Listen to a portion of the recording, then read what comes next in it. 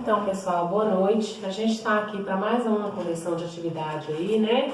Do nosso estágio, do nosso laboratório. Eu passei uma questão prática aí. Peço desculpas que eu até me confundi na aula passada. Eu falei que o prazo aí era de 15 dias, eu acho. E o prazo, na realidade, é de 5 dias. Realmente eu fiz uma confusão básica aí, né? Questão de disciplina, questão de turma que eu trabalho também. Então, acabo de gravar uma aula para Direito Civil, estou gravando uma aula para Direito Penal e estudando conteúdo e estudando outro, porque a gente tem que estar atualizando, né? E aí acabei fazendo confusão aí. Então me perdoe, o prazo para apelação aí 5 dias, viu, gente?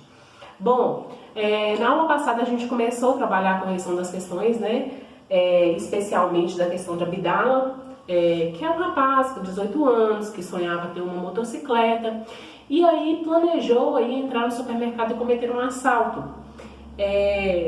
Falou o seu plano, né, sua empreitada criminosa para o seu amigo, pedindo apoio, o amigo não quis acompanhá-lo, no entanto denunciou ele para a polícia. E aí, quando Abdala ele foi tentar praticar o assalto aí, né, a princípio com a simulação de uso de uma arma de fogo, ele abordou um cliente do estabelecimento comercial, fingiu estar portando a arma, o cliente correu. Ele foi para abordar o caixa, né? E aí ele, percebendo que o caixa tinha uma deficiência, desistiu da empreitada criminosa. Só que como um amigo dele havia denunciado, quando ele saiu, ele foi preso em flagrante. Não chegou a roubar nada, não portava arma, mas mesmo assim foi conduzido. Houve um processo criminal, né? Foi oferecida denúncia com base no artigo 157, parágrafo 2º, né? Cumulado com o artigo 14, inciso 2 do Código Penal. Houve o recebimento dessa denúncia aí, né? Ele admitiu os fatos, ressaltando que se arrependeu do delito que pretendia praticar. Constava no processo aí a folha de antecedentes criminais dele, sem qualquer anotação, e a folha de antecedentes infracionais, ostentando uma representação pela prática de ato infracional análogo ao crime de tráfico, com decisão definitiva de procedência pela prática de ato infracional. A gente sabe aí o que a questão quer da gente discernir aí, né, pessoal, que a folha de antecedentes de atos infracionais, qualquer ato infracional, ele não consta como maus antecedentes criminais. Ele não pode, né, ser caracterizado dessa forma. E aí o magistrado, ele requereu, né, teve audiência, me perdi aqui no texto. Teve audiência, o Abdala confessou, não foi isso? Teve um prazo para as alegações finais, o MP requereu a condenação nos termos da denúncia, né? Pelo artigo 157, parágrafo 2º. O advogado de Abdala, ele renunciou aos poderes, razão pela qual de imediato o magistrado abriu vista para a Defensoria Pública apresentar alegações finais. O que a questão quer da gente nesse ponto? A questão quer aí da gente nesse ponto, é correto o que o juiz fez? Ele pode simplesmente designar alguém para fazer a defesa de Abdala, sem Abdala ter tido um contato com o seu defensor, né? Sem esse defensor ter acompanhado o processo, sem ser sem oferecer a Abdala a oportunidade de constituir outro advogado particular. Ele poderia ter encaminhado isso aí para a Defensoria Pública sem ouvir o réu sobre o que ele queria fazer. Então é o que a questão quer da gente. Em sentença, o juiz julgou procedente a pretensão punitiva estatal. No momento de determinar a pena base, nós sabemos que temos um sistema trifásico, não é isso? Da pena. Como é que é fixada a pena? Primeiro eu vou lá no artigo 157, né? Pego a pena aí, né? Para roubo, né? No caso da Abdala aqui, foi o artigo 157, parágrafo 2º, não foi? E aí nós temos o seguinte, no caput do artigo 157, subtrair coisa móvel alheia, para si ou para outro, mediante grave ameaça ou violência à pessoa, ou depois de havê-la por qualquer meio reduzida à impossibilidade de resistência. Então, o caput aí, a pena base é fixada, pena, reclusão de 4 a 10 anos e multa. Então, a pena base aí é 4 a 10 anos.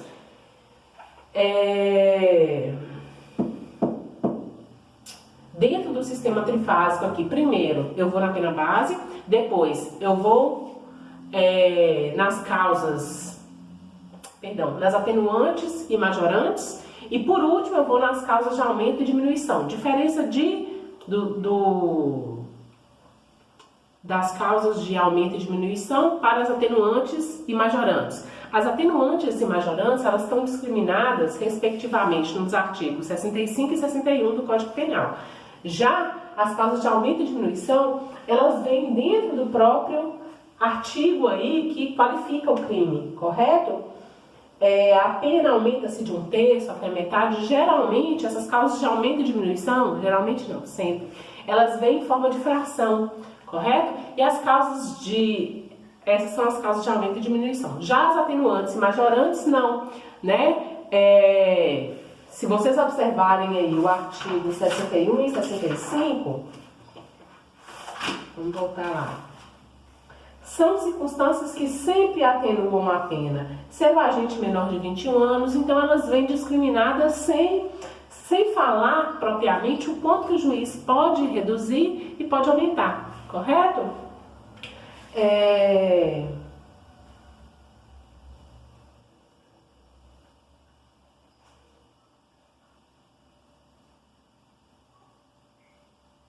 Lembrando, né, que na atenuação e majoração não pode diminuir a pena abaixo do mínimo previsto no artigo e não pode majorar acima do máximo previsto no artigo, né? Então, só para lembrar aí, continuando o nosso caso aqui, né, passando o sistema trifásico aí, o juiz julgou procedente, no momento de determinar a pena base, reconheceu a existência de maus antecedentes em razão da representação julgada procedente em face de Abdala enquanto era inimputável. Pode isso, gente? Não pode, né? O que, justamente por ser um ato infracional, ele não pode constar como antecedente criminal em desfavor aí do réu, né? Na data do fato aí, né? Abdala ele já era maior de idade. Porém, o juiz não pode pegar os atos praticados quando ele era menor de idade, os atos infracionais, para majorar ou diminuir a pena, agravar, né, essa pena aí, aumentar ou diminuir essa pena aí. E aí o juiz faz justamente o contrário, ele aumenta a pena em 6 meses de reclusão. Não foram reconhecidas agravantes ou atenuantes. Teria que ser reconhecida algum agravante? Teria que ser reconhecida algum atenuante? Teria que ser reconhecida atenuante, né? Abdala, afinal de contas, ele, de acordo com o artigo 65, inciso 1, ele era menor de 21 anos, né, na data do fato. Então, para ele aí, tem atenuação da pena nesse sentido. Na terceira fase, né, que são as causas de aumento e diminuição, aumentou a pena em 1/3, justificando ser desnecessária a apreensão de arma de fogo, bastando a simulação de porte do material diante do temor causado à vítima. Gente, primeiro ponto, ele ameaçou quem com a arma de fogo? Ele ameaçou o cliente, não foi isso? O cliente fugiu com a arma de fogo? Não, com a simulação de arma de fogo.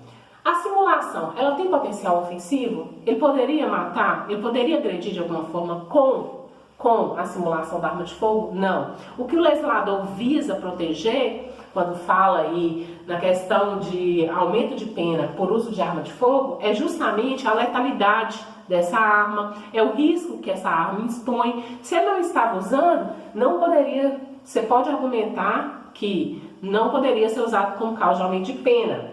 Segundo ponto, ele ameaçou o cliente, seria um crime de ameaça. O crime de ameaça, ele é de ação penal pública condicionada à representação. O cliente em nenhum momento apareceu no processo. O cliente, muito pelo contrário, ele fugiu do supermercado, né? Então, poderia ir, dentro do princípio da legalidade, o juiz usar isso aí como argumento para aumentar a pena dele, se o cliente sequer esteve, contou os fatos, representou contra. Não poderia, né, pessoal? É o que a questão quer da gente aqui.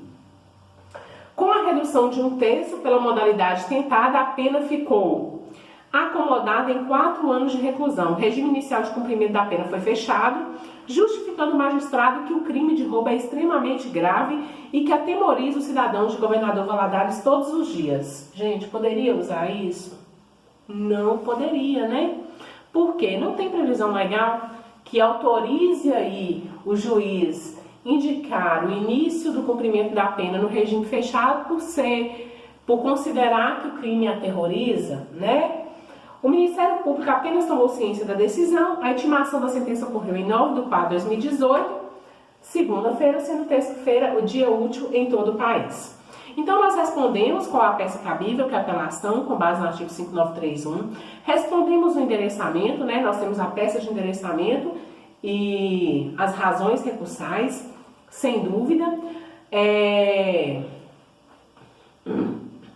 O magistrado agiu correto em não reconhecer agravantes atenuantes? Não agiu porque Abdala tem direito à circunstância e atenuante por ser menor de 21 anos. Respondemos também.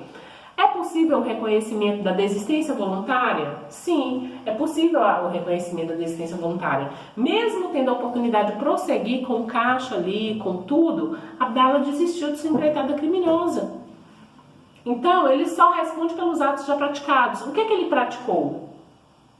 Ele praticou ameaça ao cliente, só que o cliente nunca apareceu. É crime de ação pública condicionada à representação, então eu não posso considerar isso. Ele chegou a furtar? Ele chegou a roubar? Não. Ele chegou a ameaçar o caixa? Também não. Então, Abdala, em tese, teria que ser absolvido sumariamente, né, gente? Com tese de defesa aí. Quais deverão ser as teses de defesa? Foi onde a gente parou, né? Quais deverão ser as teses de defesa? Primeira tese, anulação dos atos processuais desde as alegações finais. É aquele caso que eu falei, né? Que o juiz não poderia encaminhar o processo de Abdala diretamente para a Defensoria Pública. Obrigatoriamente, o juiz deveria fazer o quê? O juiz deveria intimar Abdala para ver se ele queria constituir um outro defensor. E aí, ele não tendo como constituir, não querendo constituir, o juiz encaminharia aí para a Defensoria Pública praticar a defesa. Abdala sequer teve a oportunidade de conversar com o seu defensor. As alegações finais foram apresentadas e ele foi condenado sem nenhum contato com o seu defensor, sem saber o que estava na peça, né? Então, assim, agiu errado, por isso as alegações finais são nulas. E por via de consequência, a sentença também é nula, né, gente? Então, anulação dos atos processuais desde as alegações finais. Pedido de absolução com fundamento da desistência voluntária. Aí a gente chama dois institutos que toda vez criam um problema danado. Desistência voluntária e tentativa. Qual a diferença das duas?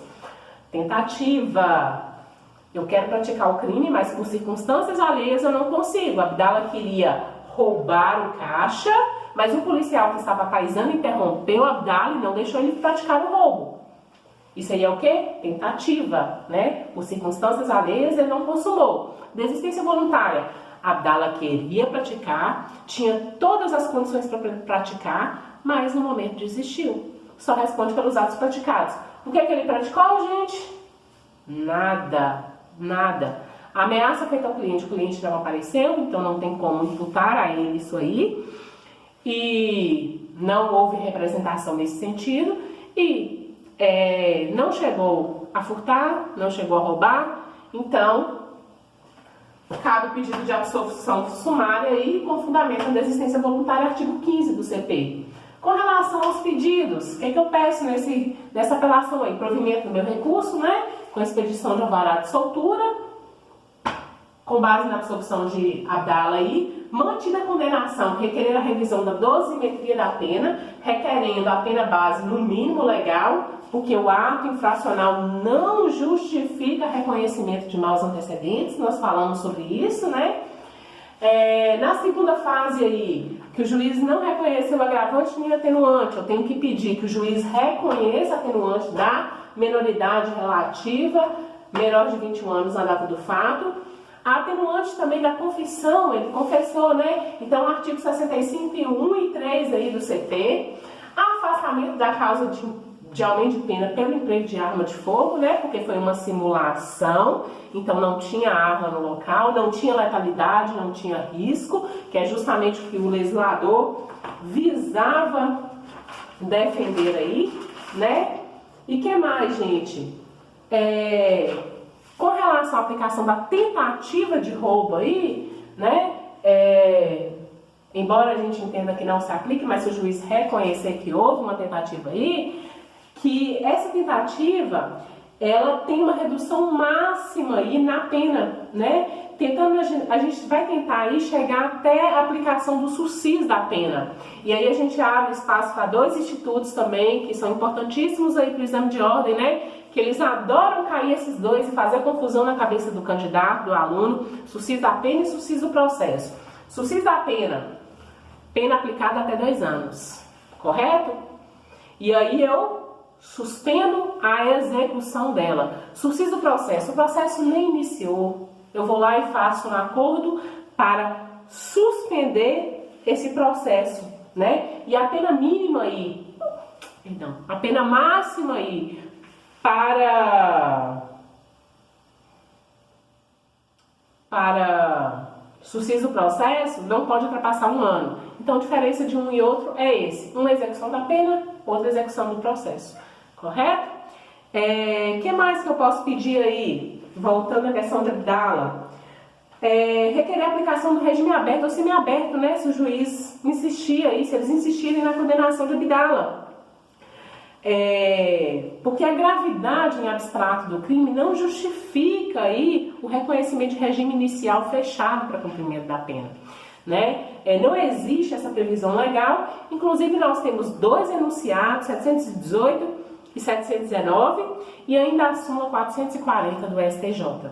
Então, pessoal, a tese de defesa era essa. Eu queria que vocês fizessem uma leitura do caso. Isso aqui é um caso adaptado, viu? Questão de concurso ou exame de ordem, não me lembro. Eu adaptei esse caso aqui que eu achei interessante porque ele tem muitas informações e tem muitos comparativos de institutos, né? Tentativa, desistência voluntária, sursis da pena, sursis do processo. Que mais? A questão do sistema trifásico de aplicação da pena, como é que funciona? Primeiro requisito, primeiro eu pego a pena base, 4 a 10, depois eu pego as majorantes e atenuantes, artigos 61 e 62, e por último eu pego as causas de aumento e de diminuição. Interessante isso aí, a questão dos atos infracionais que não podem ser considerados, né, como maus antecedentes, na questão aí da pena, para fixação da pena. O que mais que a gente viu de interessante? Que é a questão do defensor, né? A nomeação aí da Defensoria Pública sem antes intimar o réu para constituir novo defensor, super interessante, cansa de cair isso aí, né? E passa despercebido. Não, o juiz fez certo, o juiz já encaminhou para a Defensoria Pública. Não, o juiz não pode encaminhar direto, o juiz tem que intimar o réu. Se ele quiser constituir outro defensor particular, se ele quiser conversar com o defensor dele antes de praticar as alegações finais, ele tem direito. Então, eu achei super interessante, muitas informações aí, né, nessa questão, espero que tenha dado certo. Passei aí outras questões para vocês, vamos corrigir aí na aula que vem, viu? Seguindo esse laboratório de estágio, quem não conseguir enviar a tarefa para mim pelo portal, envie para mim por e-mail, viu? Não deixem de enviar, porque ao final aí eu vou estar fazendo avaliação com base nesses envios. Laboratório não tem nota, é super tranquilo a sua presença, mas a gente tem que ficar atento nessas participações aí. No mais, muito obrigada, boa noite, estudem. Vou aproximar a tela um pouquinho para vocês fazerem a leitura aí, viu?